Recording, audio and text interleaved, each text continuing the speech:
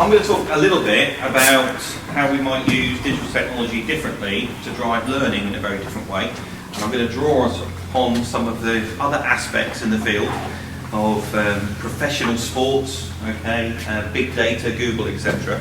I'm just finishing off a book at the moment, Matthew Syed's new book, Rebel Ideas. Really big point that he touches on is about how we should be cross-fertilising ideas from different aspects of our kind of professional knowledge and different fields. Hopefully that will resonate in what I'm going to share with you in a second. I'll try and keep it brief as I go along, and hopefully ask plenty of questions towards the end. So, a number of years ago, you might have seen a TV programme on Channel 4 called Human Swarm, and what it hypothesised and what it demonstrated is that we might think we're all quite individual, but we're not really, okay? We operate and move as a swarm, okay? We have traits. You can put an object in the middle of a room and you can pretty much predict the way that people will move around that object. So when you apply that to somewhere like Southampton Shopping Centre, they pay big money to put their shops on a certain side of a certain object, okay? John Lewis dominates a big part of the West Quay up in Southampton, yeah? And if you walk around West Quay, which I'm sure most of you might well have done, so you can only flow around it in a particular way if you want to get to the escalator to go down. And that's managing us to ensure that we engage in different shop windows to make sure that we buy. You take that to another level, it's what Amazon does all the time. Depending on your search history and what you're looking at, it's starting to learn what your habits and what you want to look at and what you don't. Netflix does it, as Luke was talking about a minute ago. It learns how you behave. It's artificial intelligence.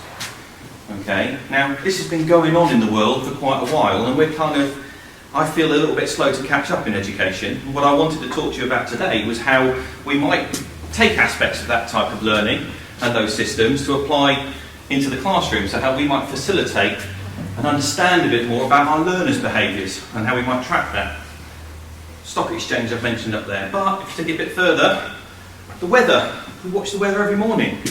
Okay? The weather is predicted basically because of the weather patterns that exist historically. So using all that big data to look at what the climate's going to be like, and then they apply it to the different fronts coming in, and then they put it in a big computer generator and it gives us a prediction. Still don't get it right all the time. Okay, but actually we're much further on than potentially where we were X number of years ago, because we're using data to drive that prediction. Okay, I've just mentioned Google. How many of you in the room have got either a smartwatch or a Fitbit on at the moment? I mean, I'm looking around, I can see a couple of people that are wearing them. This thing that's on your wrist can pretty much record lots of what you're doing. My heart rate's gone up at the moment while I'm talking to all of you. That'll be recorded, and when I look back at that over the end of the day, okay, I'll say, well, why was it 140 beats a minute? Okay, but it will store that data. Now, if it's going at that rate every single day, it's going to tell me there's a bit of a problem. So I've got a piece of digital technology monitoring me that I've purchased and paid for, that's storing big data into my iPhone so I can look at the patterns. And that's why I want to start joining the dots up for you. Sportsmen and women, okay, already the advancements in sports technology and sports science with the technology, I don't know if you can see here, little kind of GPS tracker in the back of, I can't think of his name now, it's Brian O'Driscoll. Okay, they track the movement of the professionals around the sports pitch. You know, the Rugby World Cup's going on at the moment. So as part of the Rugby World Cup, you see some players go out there and they blitz it for 60 minutes. And they blitz it for 60 minutes because they know after 60 minutes their performance is going to drop. So the coach, what they do is they sub. And then they send someone on that's going to have high intensity for another maybe 20 minutes. Okay, but it's really smart thinking in terms of getting that advantage over the opposition. So it's not about saying, oh, coach, I feel tired. The coach knows they're tired because they can see the technology. They can see the movement around the pitch. I don't know if anyone's into football or anything. You can see the yardage people have done because they're tracking the performance of that sports person. Okay? Nectar card. I don't think they do Nectar cards anymore. We've got the Tesco Club card. Again, it's tracking your spend habits. We could get into a big debate in terms of the GDPR side of the things, of how they sell that data, because that data is worth a lot of money. Okay, but what they use it for is they use it to, again, to track your spending habits. So then they send the appropriate promotions through the post for you. Okay, it's not a big conspiracy theory. This genuinely, strategically, is what big companies are using to get an advantage over each other. Okay, we're being monitored. Big Brother is watching us, and we're carrying them around on our wrist.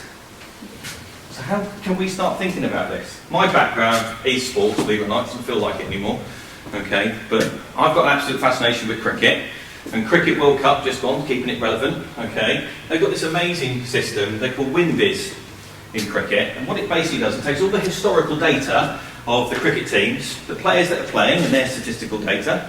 Okay, and at any point in a game, so this was the Ashes, I don't know if you saw or read in the news over the holidays, this chap, Smith, had a massive impact on the Ashes and the destination of them because of the amount of runs that he scored. This was at a crucial point in the game, and it was highlighting that all the time that man was at the crease, yeah, this data was changing quickly. It was saying actually Australia got more chance of winning. We were in a huge lead at that stage, and also the draw started coming. But it's a massive calculation that's going on, and it's a predictive calculation, and it is related to everything I've just said. It was taking all the variables in place, but it's been put into an algorithm.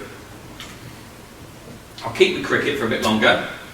Before that, they had a system called the WASP.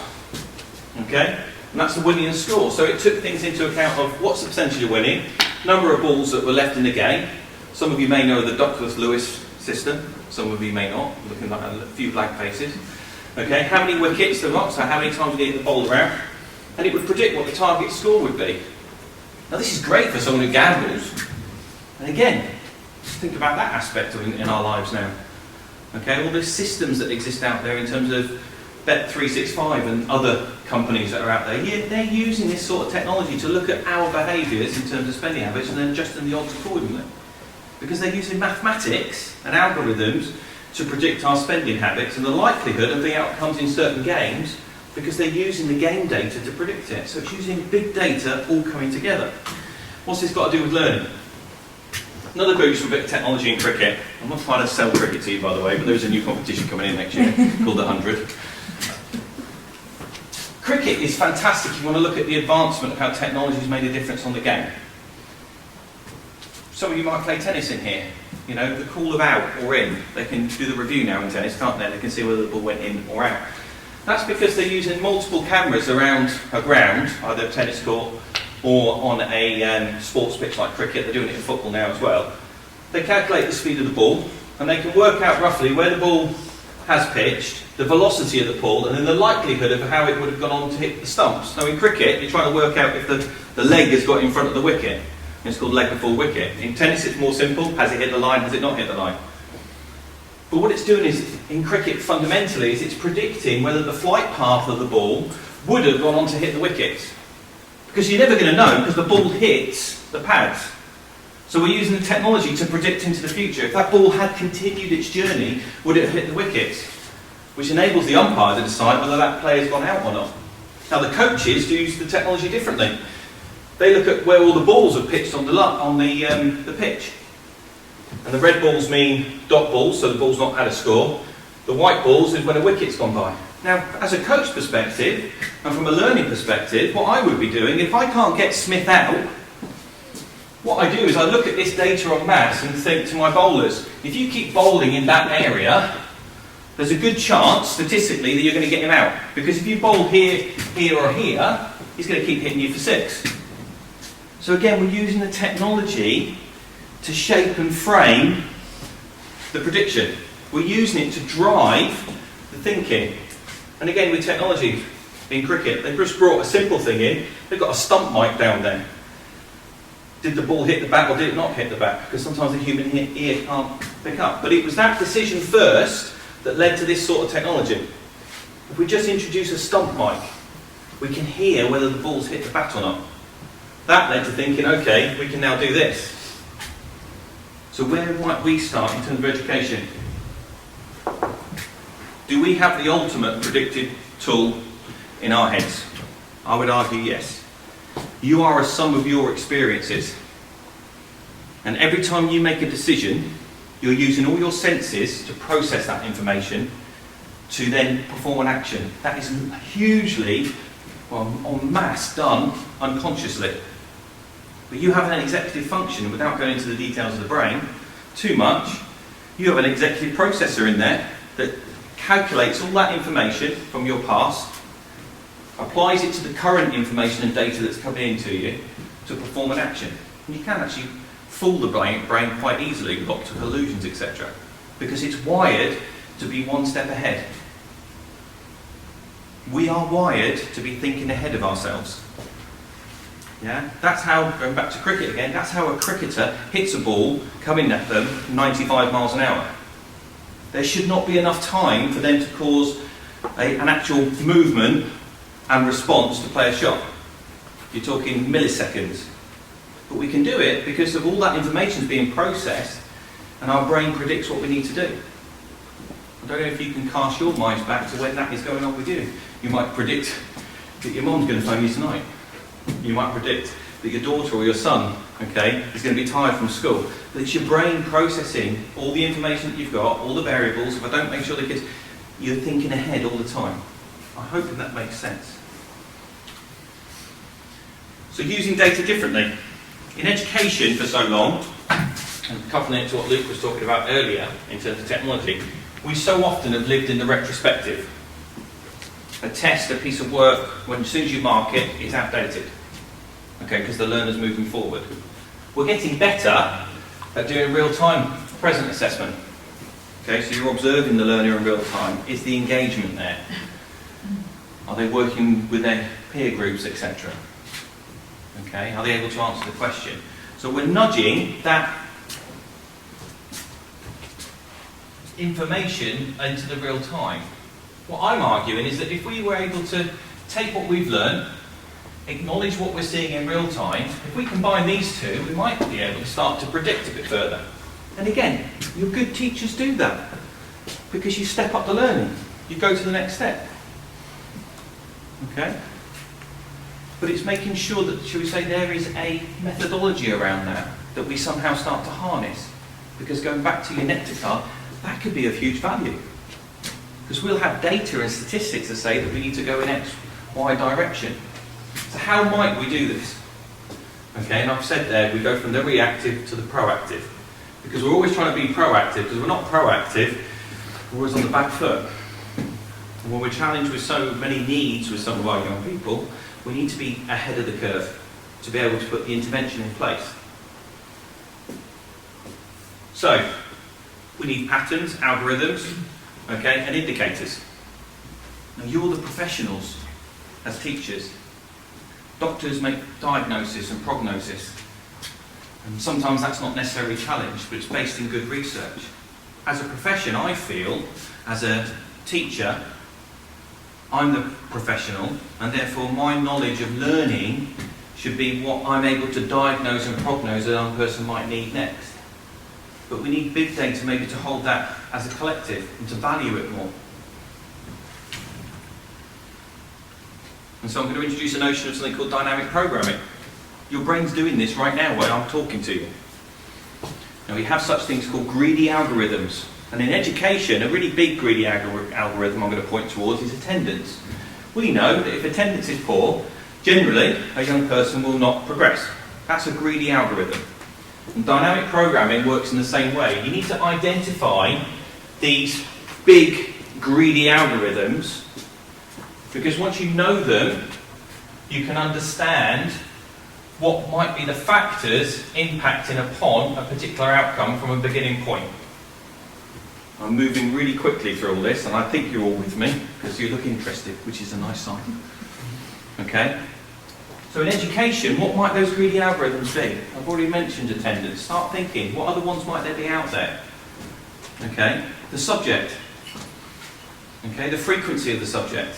These are all things that are going to have an impact, potentially, on a learning outcome. But likewise, that young person's background. Are they a looked after child? Do they come from a supporting family's background? Using those greedy algorithms, okay, and looking at that dynamic programming model starts to enable us to address this headache. And that's why I want to put us as educators at the centre of it. Our business is learning. So if we can find a way of starting to harness that understanding through using the digital system, we might be able to contribute to this problem. We might get good at predicting human behaviour on an individual level. So I've already told you, as a human swarm, we're already quite easy to predict because of how we move en masse.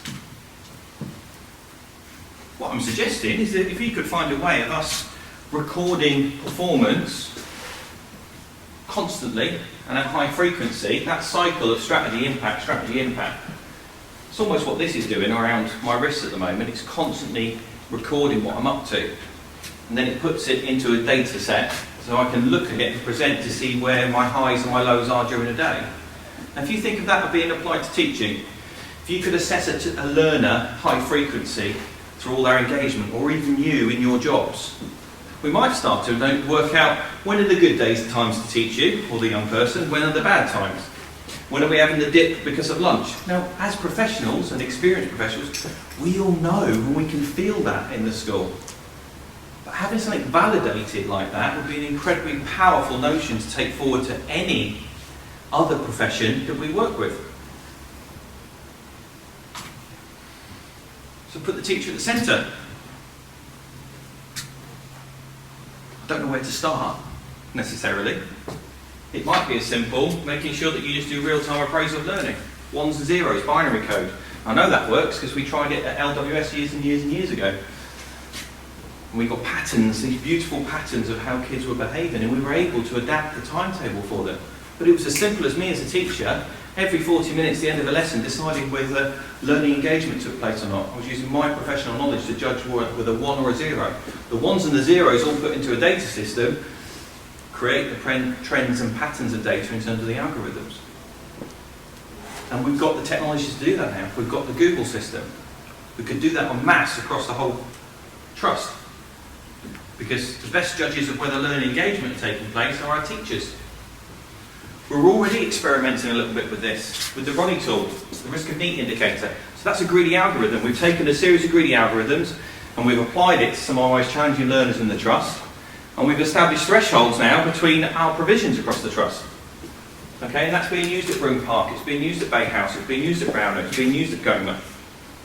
That's really exciting, but what that's doing is giving us more information in terms of what might we look out for more proactively in young people coming down the system. And I'm approaching the end. What that leads to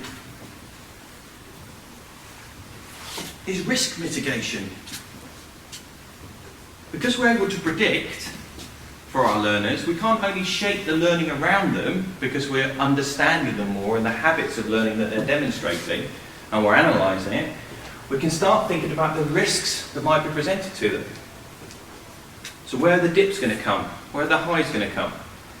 The reason why I'm referring to risk is because some of our most challenging young people, if we can identify them early, which we are starting to do in the trust, and you as teachers could be in the classroom managing and looking at the patterns that you're seeing on a day-to-day basis. I'll give you a great example of a young man when we used the system previously. We were able to work with a multi-agency team who recognised that they were having unsupervised access with Dad the night before. And that was because we saw the dip in the performance. But other than that, there was no trend data to help understand that. Now, if we can see that, we might be able to mitigate the risk and act proactively. Okay? And by just knowing which young people are at risk, students, before they become risks, gives us a better chance of resolving the problem. So we're using the data differently. Let's get that. How might it work? I'll give you a good example of a notion of just using the data on a simple level. If we think about learning engagement, and we record it for 1s and 0s every single day, every single lesson, throughout the day, against a series of actions, I think it would be fair to assume that if a teacher's been successful in their lesson, maybe they've achieved their learning objective with the young people. Now, if we record whether that learning objective has been successful or not, because that learning objective embeds in a medium scheme of work and a long-term scheme of work towards an end journey accreditation, very quickly we can start working out something that I would call a notion of learning velocity. If a young person, 100% of the time, learns the learning objective over a set period of time, their rate of learning, their velocity, will equal the highest, because they're 100% fixed. But for the same young person that you record is only 50% engaged each lesson, it's going to take them twice as long to get there.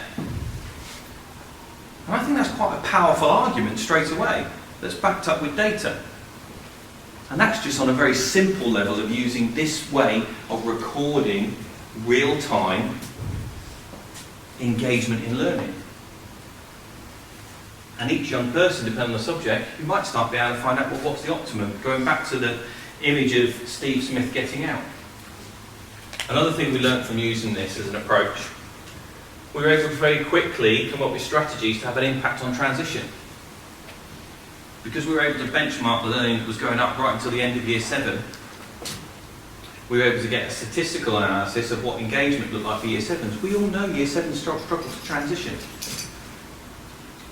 And what we found in 2010 at one of our schools, we had a 53% average engagement. Going back to the previous slide, that's potentially twice as long for a young person. But because we were able to identify that and offer certain strategies, we saw an impact of nearly 40% difference in the year following. But we're just using the data differently to drive the strategy. And that's it. Thanks very much.